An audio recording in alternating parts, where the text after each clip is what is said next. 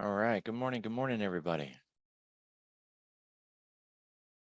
Red around the world. Japan is slightly green, not enough to count. And the NASDAQ is slightly above zero. Hong Kong is down the most, more than 2.5%. It's always a good idea to keep your eye on how they're doing, just because we got a lot of stocks in a basket that we can play, right? By recognizing what's going on over in Hong Kong, JD, PDD, Baba, Baidu, Neo, kind of basket play, right?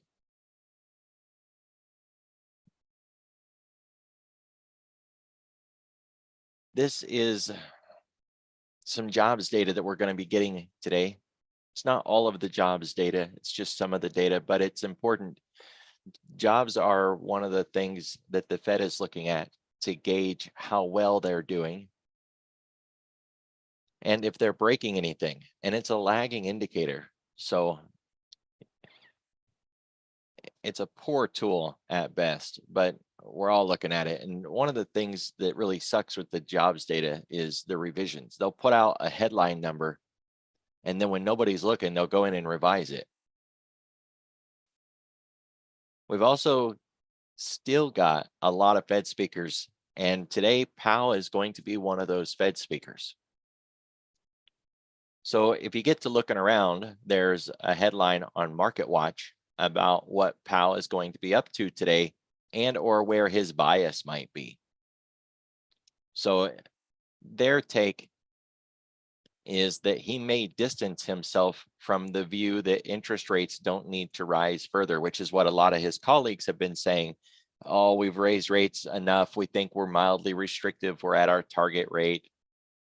Yada, yada, yada, yada.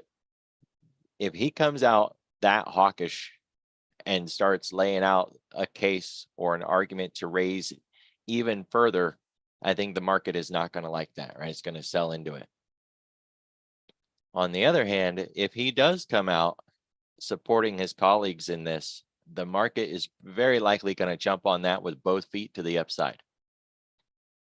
So this is one where you're going to want to really watch closely the clock when he comes out talking, and avoid trading while he's talking, especially if he starts taking questions, just like he takes questions after doing the FOMC.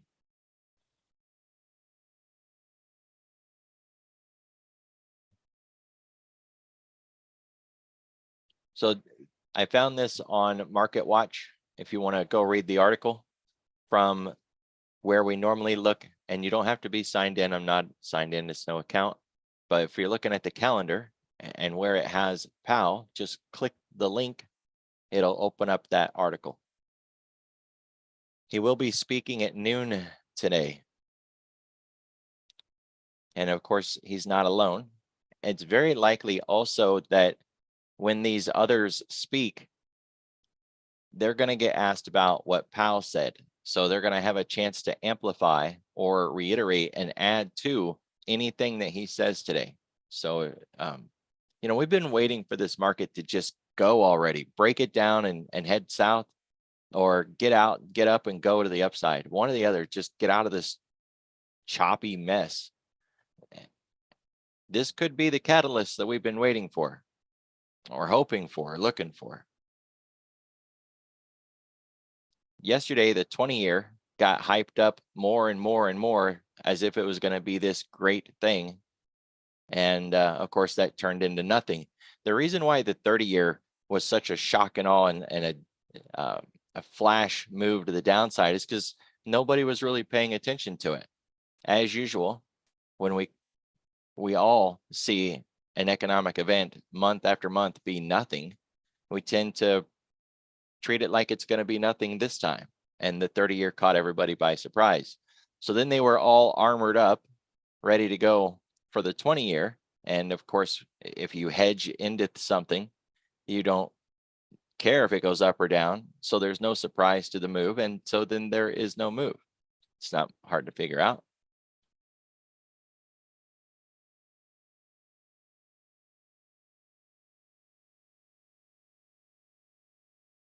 It's a lot of data today. And we've got the 5-year tips auction as well. So it's just, there's the 4-week, 5-year tips, all these Fed speakers, and we're going to be getting data out of Japan tonight. And the president is going to be speaking tonight. You know, if he touches on this conversation with the House and the situation that's going on and the inability of the government to be able to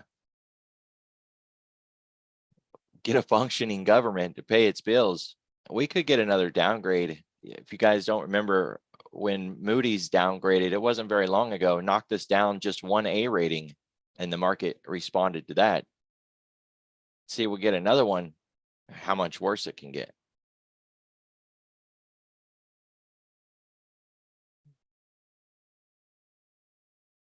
We seen the 10-year yesterday get above 4.9%, and we were all expecting something to break.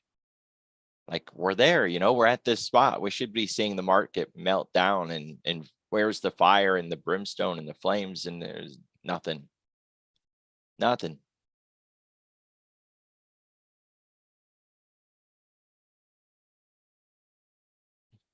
Netflix had an amazing earnings. I hadn't looked at it this morning, but going over it yesterday and then saw the reaction after hours. When it misses, it's capable of more than a 20% downside move. And when it hits, it's capable of a plus 10% move to the upside. And we've seen that plus 10 move to the upside yesterday. It's pretty fantastic. That thing's a widow maker for sure.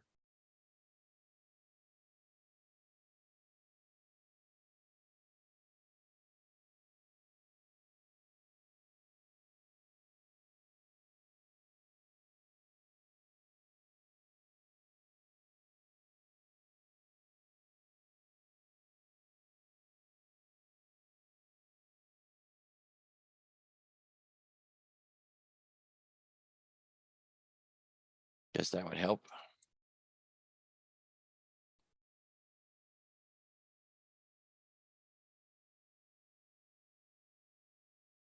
I've learned to restart that before I stream, and I forgot to restart it.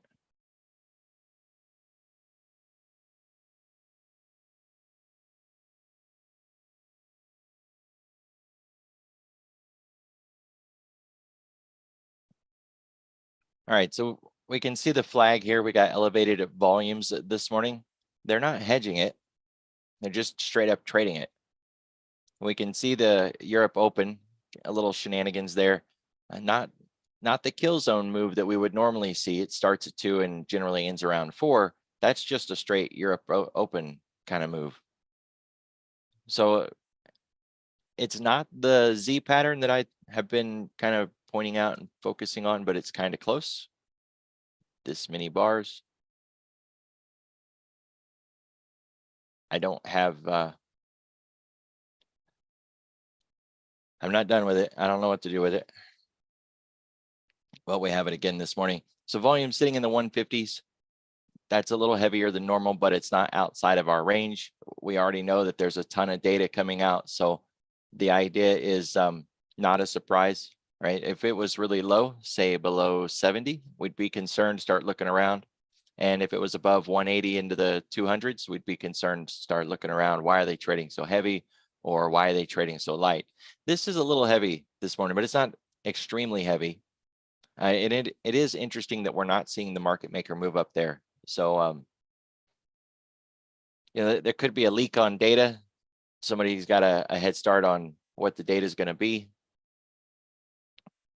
or they could just be, you know, trading it. It's not always a deep mystery into it, but it is within the range, even if it's a little high on the range.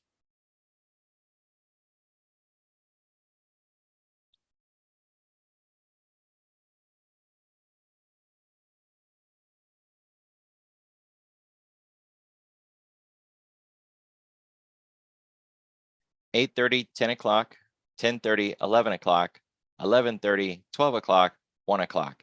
It's a full house today. Nearly every hour on the hour has some data to it, all the way up until 1 o'clock today. If there's any a day I could stress that, maybe it's a day to sit out, the morning session here today is very likely one of those days. Small accounts won't be able to handle the whiplash and the violence of the candles. The ATR is just going to be too wide for a small account to handle. So then you'd have to use wider stops, and the wider stop doesn't guarantee that the market's actually going to move in your direction the right way. It's just very likely going to be violent, choppy, difficult. So, nobody likes to hear, hey, don't trade, right? We're not learning to trade just to not trade, but there's good times to trade, and then there's not so good times to trade. So if you're losing more than you win anyways, and you're finding trading difficult, the common consensus is quit doing the hard stuff.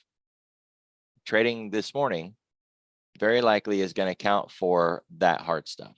Now, we never know for sure, right? We could open up and it could just be a beautiful trend and just run in a single direction. Who knows?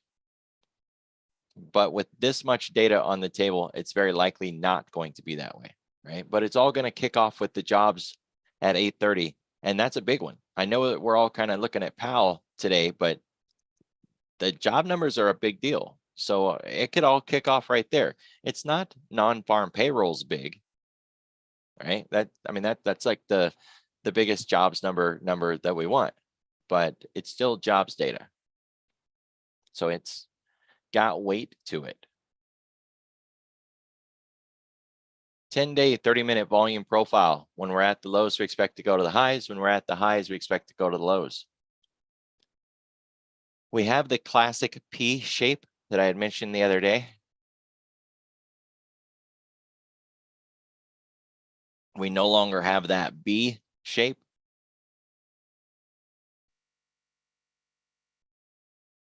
We are continuing to drive farther away from the point of control. Even if we were to turn around and try to run back up, it's at the roundie, that 4,400. It's going to be a difficult level to get through. It's going to take a significant amount of pressure to put us through that zone. But it's kind of a little bit like those, let me use a different analogy. Talking bullets and black jackets isn't really a good analogy. The speed of the move into that zone is very likely going to be the difference on whether or not we make it through that zone. All right. So if the S&P goes ripping up here like a freight train, it's very likely just going to reject. And the faster it's moving, the more likely that's true. But if we grind our way up into that zone, we could chew right through it and punch out the other side. So how we approach that high again is going to be the difference between getting through it and rejecting off of it.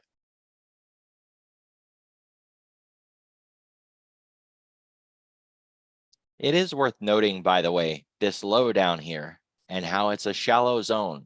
And we generally move right through shallow zones without stopping. It's what we do, but we didn't. Because just like back here, there's a market or an inverse market correlated or uncorrelated with the ES, that when we got down here, something else maybe was at its high. It hit a resistance and fell, and we hit and went up. Okay, so there was nothing here that we hit. I mean, look over at volumes.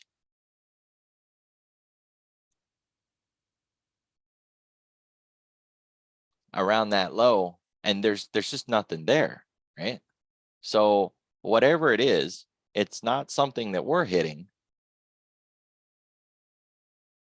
I don't know what it is.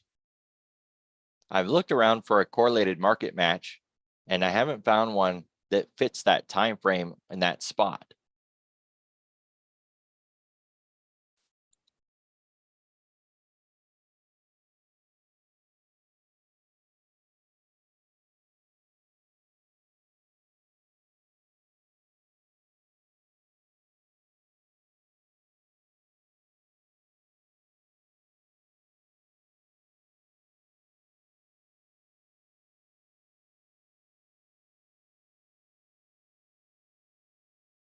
Now I'm turning this all on because I wanted to point out where we did go yesterday, the ADR full.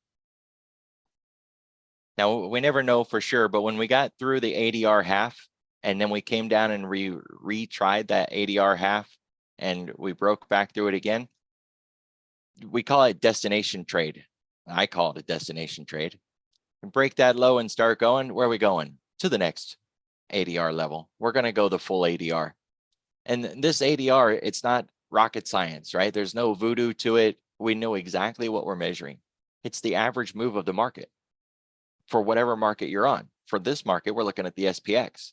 So this is the average daily move of the S&P. And what did it do? It did its average. It did what it's supposed to do. It went exactly as far as it has been going, and it stopped. Gee, imagine that. Who'd have thought that a market would do what it has been doing over the last 21 days, and that yesterday was no different? It just did the same thing it has been. Cool. Hopefully you got some of that.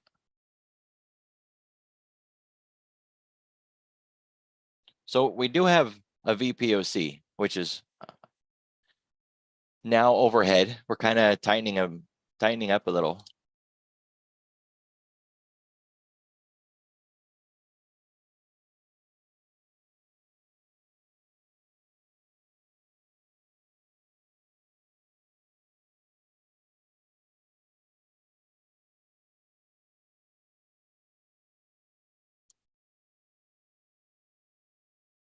All right, so if we make a move to the upside today, we're going to have to get through that VPOC. It's a first touch play. The idea would be that we can make it through there. It's not a resistance, but that we very likely would take more than one shot to get through there. Keep in mind what the VPOC is anyways. The POC, point of control, is where the greatest amount of volume happened. Now we can look at that a lot of different ways, but the easiest way is that's where the most trades happened. I mean, kind of, put it into perspective. It's where the most trades happened. It's very likely that if we go back to that spot, it's where a lot more trades are going to happen. Either people that wanted in there and they didn't get it, or people that did get in there, but now we're back there and they decide, maybe I don't want it anymore. It's just a high volume spot, right? There's nothing more promised or implied than that. It's a high volume spot. The spot where a lot of trading happened and probably will happen again when we get there. As for liquidity, is that a pocket or a zone? Is there a lot of liquidity there? We don't know. We have to see it on the dome as we come up into that area. Now, if you got something like Bookmap or Jigsaw, you can scroll the dome up that far and see if there's orders still up there. I don't really get a lot of value out of that, but you could, right? I think as we get closer, it'll start to build positions around that zone.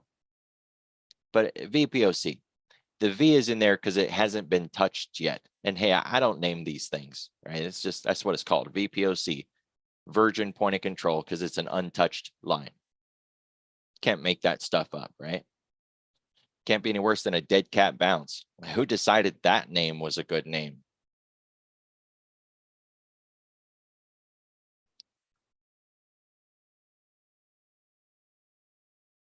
You've heard the phrase, right? Yeah, that thing bounced like a dead cat. Really?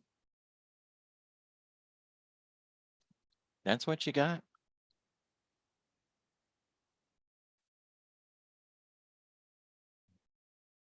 Either way, if we do get up there today, the idea is that we likely won't make it through in the first try.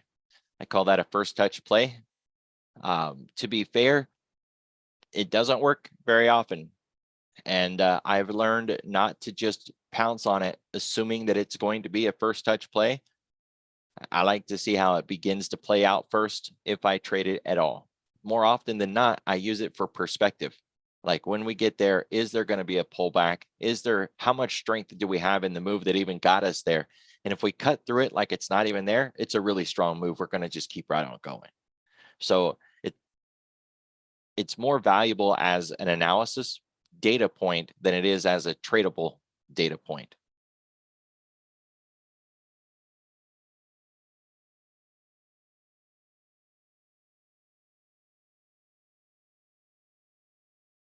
We do have some underneath us, but there's still a considerable distance away. 42.75 is the next one down, and that one's been there for a while. We are more than 1% below the 10-week moving average. That's not very far. We're not oversold. We haven't traveled too far. It doesn't owe us a bounce back to the upside. We won't want to go out there and buy a bunch of calls just because it's not going to do us any good, right? We got a long ways to go before we would be considered oversold, at least from the weekly point of view.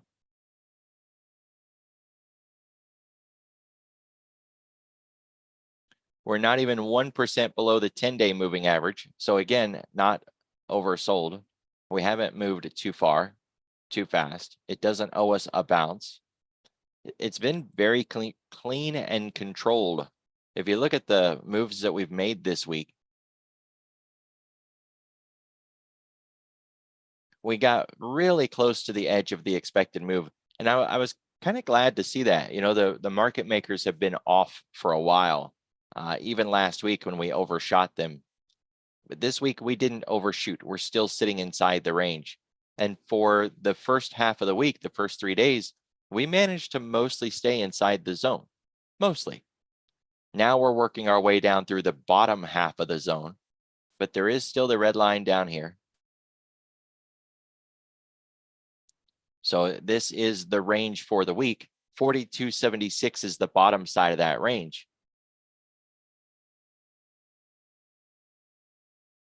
42.73 is that VPOC. They're really close together. I'll add to that with all of this over here. And I know we kind of overlook this a little bit. We all do. But that just shows a lot of defense down here, right? A lot of buyers stepped up. We cut below that zone, that 42.50 area, and they bid it back up again. There's a large question that still looms. Are they still willing to buy that zone? Will there still be that kind of support if and when we do get back down to that area? I don't have an answer. Nobody does. But it's what we want to focus on, right? Because we can see that they did defend it the last time we got down in there.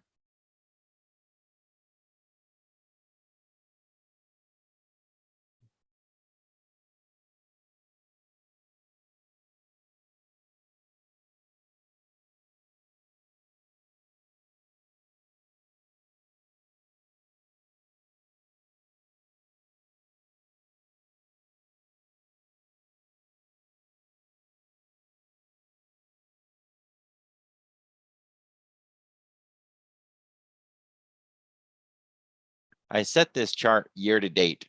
So it starts January 3rd all the way to where we're at now. The S&P is up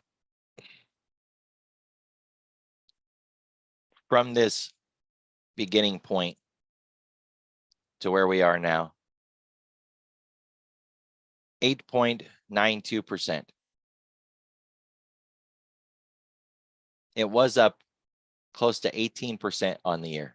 That's an extreme move for the S&P. So, you know, fading off of that high a little bit, getting back down to a more normalized move for the year makes sense. This is taking a lot of pressure off of those fund managers who have to explain to their clients why they can't manage to beat the S&P.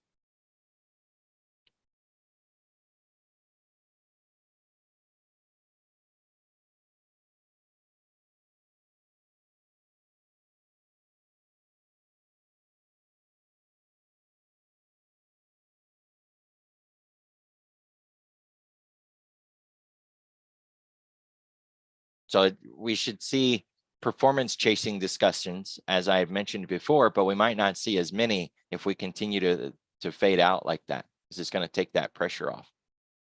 We have an MDP this morning, missed daily pivot. We're underneath the daily pivot point.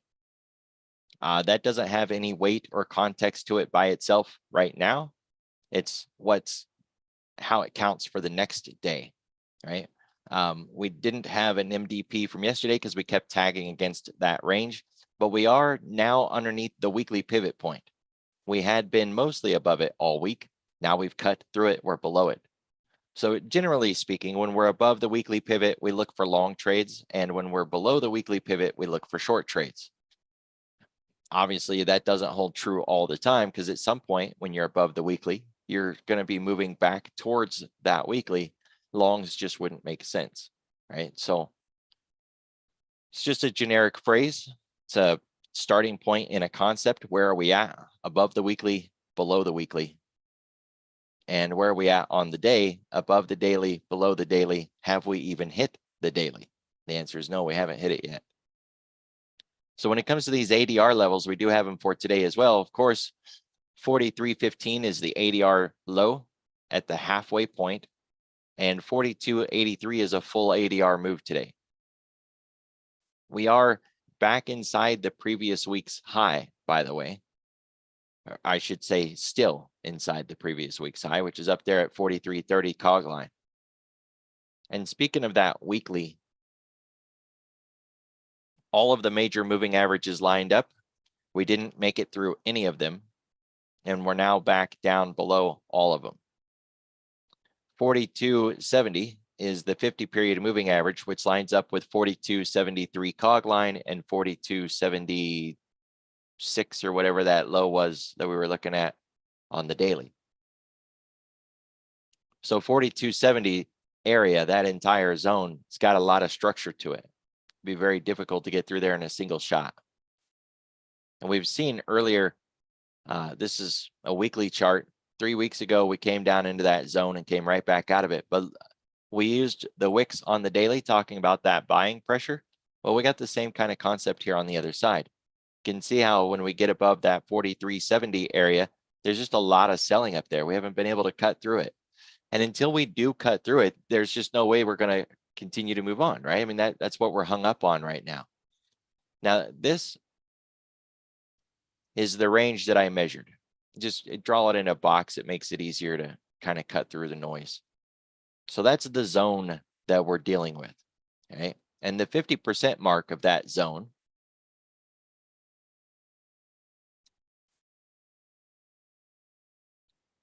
is 44.35. We haven't even managed to get to that point. There's been a lot of selling defending that area before we even get there. Right around that 4,400, we just sell off again. So even if we were to get through our own moving averages and through that sell-off zone, we still got that 50% to deal with. But there's another one in here too, because this candle is in control overhead.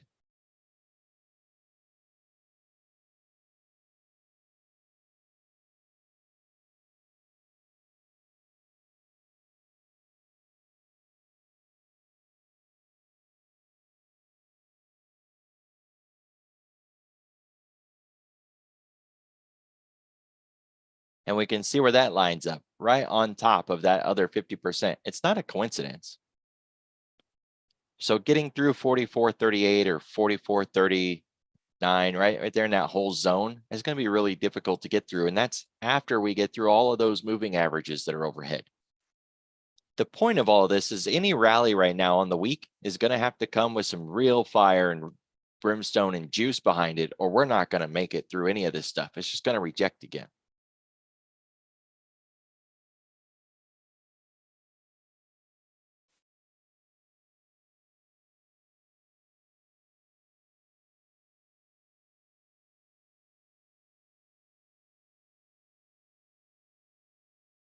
Now we put that on the daily. We can see on the 18th, we got up into that zone and was just knocked right back down again. We're resting on the 200-period daily moving average, the second one. Right? I tend to use them both, the EMA, the SMA, because look, it doesn't matter. I guarantee you half of all traders use the EMA and half of all traders use the SMA, and it doesn't matter. If you're ever in doubt, put them both on.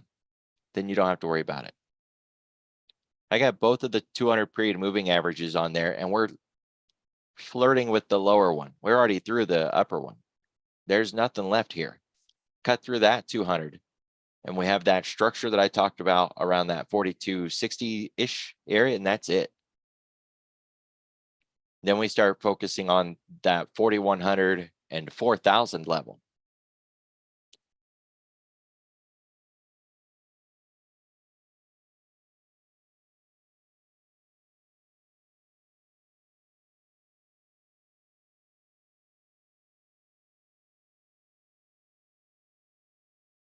it's worth taking a look at what is up and what is down. But with all the data points on the table today, I wouldn't lean too heavily into anything that you get out of that, right? Say we look around and we find that pot stocks are up or semiconductors are up, one group or industry or sector. Yeah, great. But I wouldn't carry it through, right? So this morning we can see the FANG constituents, the whole collection of them are up, but that's very likely just earnings on one or two names, not the whole group. So I had mentioned Netflix for an example.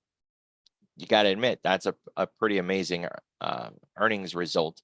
The thing is, that's not out of line for Netflix. When it does beat, 10% is kind of standard operating procedure for that.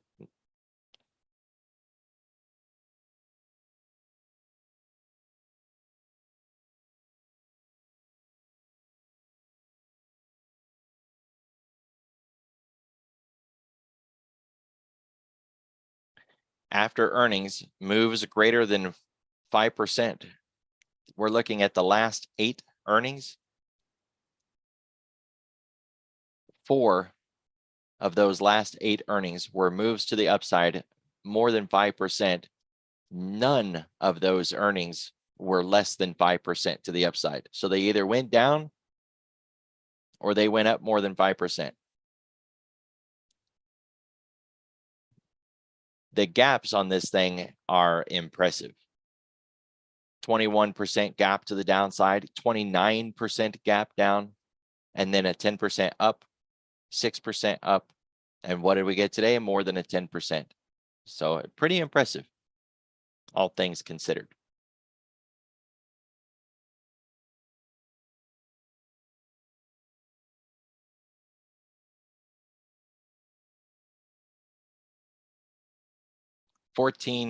More than 14 and a quarter. That white line is where we were building butterflies yesterday on the discussion of where would we want to build an earnings butterfly if we were going to build an earnings butterfly. And one piece of that conversation from yesterday was we would probably want to use the farther edges of any of the measured moves and the market maker moves and all of those things, because Netflix has just got a history of expanding past its measured move and market maker moves. And here we are again with another example of that.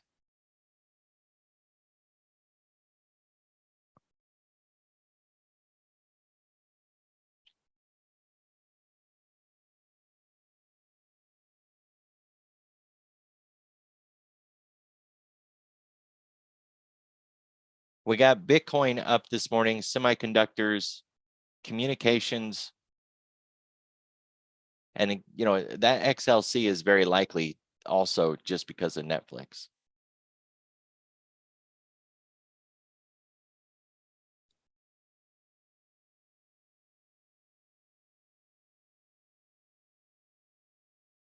Huh. Well, it's not in the top 5.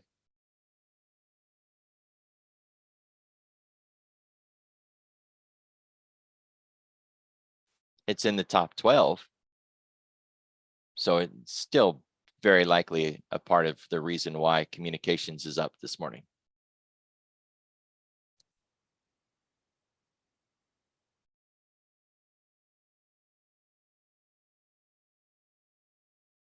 A couple of these others are looking pretty good. Amazon's got a reasonably decent Globex move. We are at least still within yesterday's range. It's not fantastic, but it looks better than it did yesterday. Certainly better than it did between Monday and Tuesday.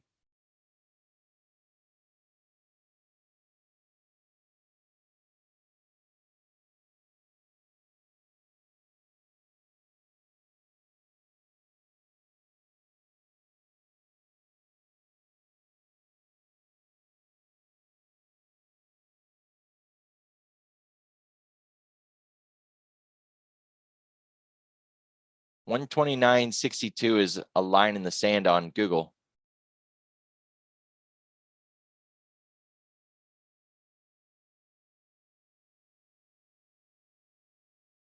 It's last week's 50% mark. So if I was looking for this move to the downside to continue, this is very likely a reflexive bounce off of a minor support, rallies to the upside, hits its head, and then continues to move down. 124 would be the target, 124.76. If we could break, say, yesterday's low and continue that move down.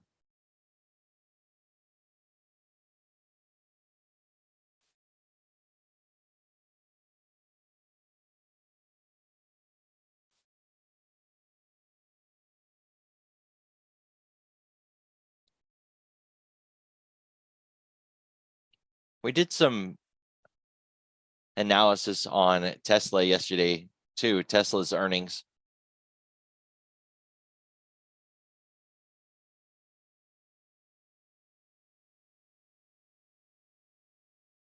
If it was to make some outsized moves, we had one standard deviation measures for Friday, up and down, and then the high and the low end if we were to add, say, the market maker move to it. And these are the levels that we got. And you can see that it didn't make one of those big outsized moves, unlike Netflix, which exceeded its expected move and has a history of doing that. And Tesla here that came in a little shy. So, you know, sure, it made some big moves, no doubt. But as far as the market's concerned, this wasn't big moves for Netflix or for Tesla at all. This is a mild outcome compared to what it could have been.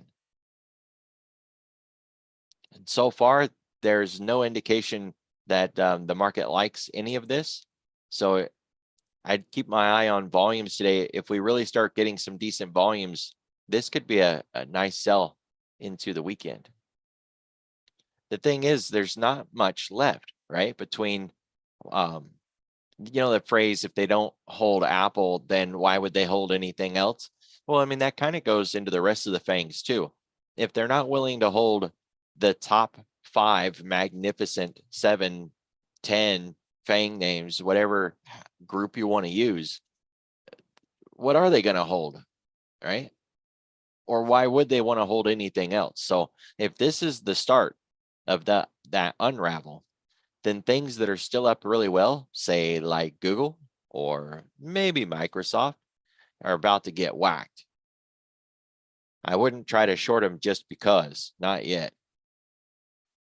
Besides, they got earnings still too, right? But Microsoft has been holding in this range, and it very likely is going to maintain a zone, maybe not this zone, but it doesn't look like it's going to end that sideways move until it reports.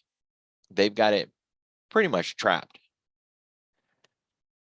That sounds like a recipe for an iron condor play, but unfortunately, because of earnings, you don't want to do that, right? That iron condor won't decay correctly, and you'll just be trapped in it. Because every day that the theta fades off, which should be making your trade more profitable, they're going to be pumping more and more implied volatility into it, which will continue to keep your trade juiced up. And then you're just stuck in this iron condor that's not decaying. So while it is range bound, I wouldn't put on a range bound play because of that earnings. But let's see it get out of this range through that earnings. And if they dump it, and that's the catalyst, right? Tesla, Microsoft, Apple, Amazon. Netflix is sitting in nosebleed levels now compared to where it was. So if they flip that one over, if the exuberance of earnings wears off and gets added to the selling, this could be a part of that catalyst that we've been looking for. I don't believe it, right? We don't have it yet. Just all we've got is Tesla at the moment moving down from an earnings, no less. So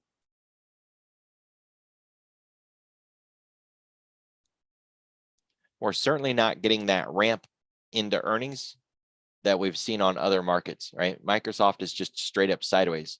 And I guess it's worth pointing that out because if you're looking for a swing into earnings on Microsoft, there's nothing here. You can day trade it for sure, but there's no swing with a move into earnings here yet. We got nothing this morning. It's all going to be the calendar. It's all going to be the earnings on deck, and it's going to be all these Fed speakers and Powell.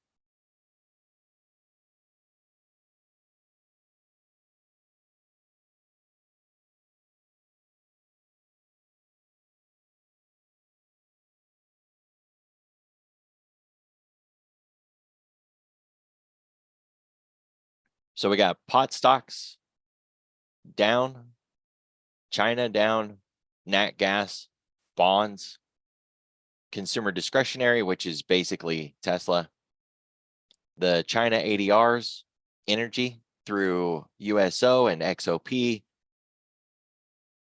All of those are down enough to meet our criteria or our benchmark for 0.5%. To the upside, we got pot again. So we got pot here. This is the MJ Marijuana Alternative Harvest ETF. It's down 2.25. But flip everything over, we got MSOS here.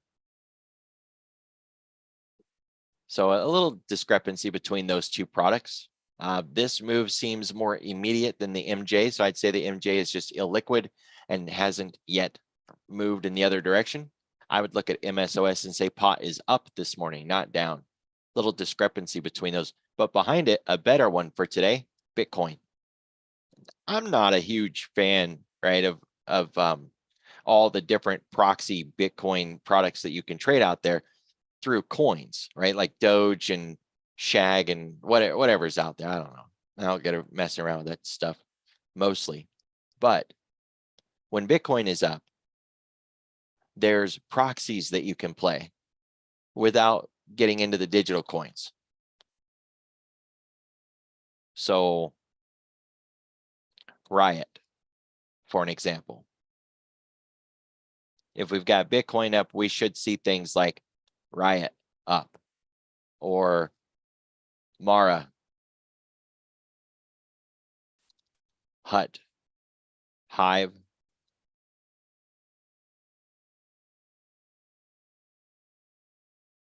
MSTR. We're not seeing a lot of those up, right? They're not up very much. It seems to just be Bitcoin itself. But that's what I would be watching for, because you get Bitcoin moving to the upside, then those proxies can get to moving to the upside. And on a day like this, when everything else might be held back, waiting on Powell, one individual group like pot stocks and Bitcoin proxies, those things can still run and do their own thing. From a day trading perspective, a lot of these are, cheaper companies too. They're not old school classic $350, legacy oil companies. Just a cheaper constituent group, reasonably decent options. Certainly a day tradable group between Bitcoin proxies and pot stocks.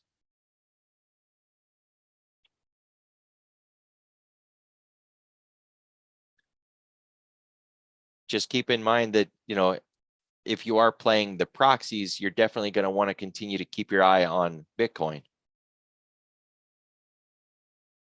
SMH is up this morning. That's semiconductor representation. So we'd want to jump through hoops, look at things. AMD, NVIDIA, even Texas Instruments.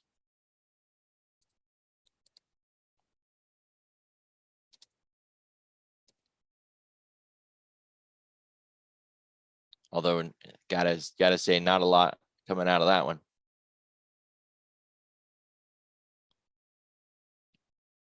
%15 of the NASDAQ is up at least 0.5%. And out of those 15, 1/3 are all semiconductors. Marvell, ASML, Qualcomm, NVIDIA, AMD, and those fit into the Bitcoin group that I have, right? We got that group from Tasty Trades Bitcoin Smalls Exchange product, right? So we opened up that product and dug out all the names that was in their crypto list. These are the names in that group. NVIDIA, Riot, forgot Riot. How can you forget Riot? TSM,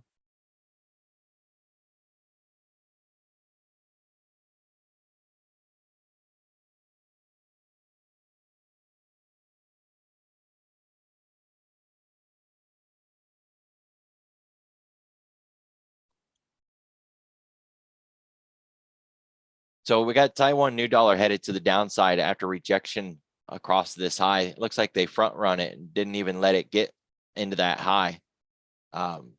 Could see a continuation on semiconductors to the upside with this fade. Let's focus on keeping across the first 50%, then breaking yesterday's range. And that would have us focusing on this big candle there.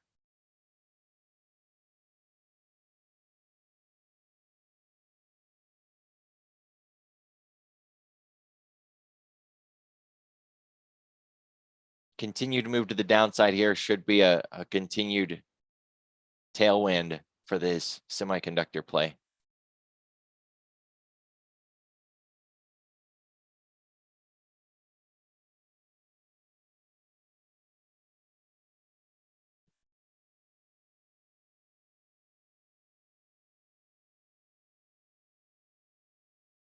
And 13% of the S&P is up this morning, 0.5% or better. Semiconductors, again, they stand out more than everything else. And then a couple of communications, AT&T and Verizon, those tend to move together. Some railroads, some restaurants, it's just mixed stuff. But those FANGs stand out. Netflix, Amazon, Microsoft, NVIDIA. That's a lot of FANG names, and they're all up this morning, that 0.5% or better.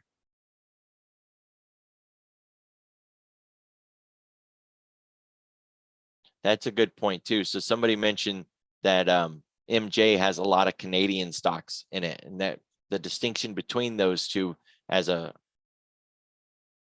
proxy for pot could be the difference between why one was up and one was down. I tend to use backups just for that very purpose, right? That I look at multiple sources in the morning's briefing for data points, for economic events.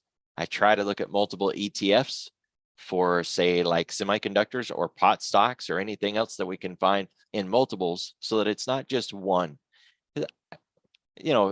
More data is better data, right? The more we know about what's moving out there, the better. And if we see both of those pot ETFs up, well, I mean, that would be a lot more conviction to be watching pot stocks that day, right? Or if they're both down. So, yeah, try to spread it out, get as much data as possible.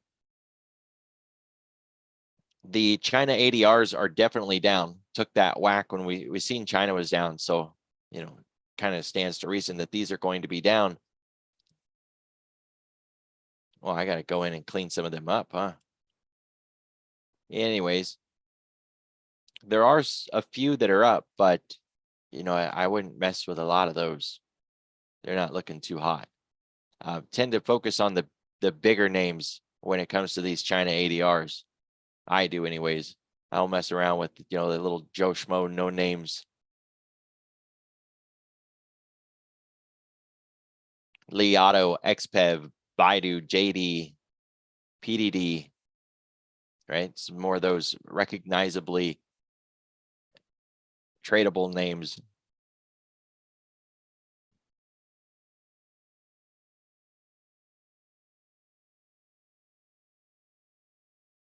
We're certainly not getting any help out of finance.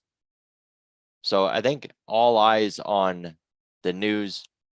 We let these data points come out today, and we look for clear guidance out of Powell first, and then out of his little minions after he's done, because there's going to be other Fed speakers coming in after him.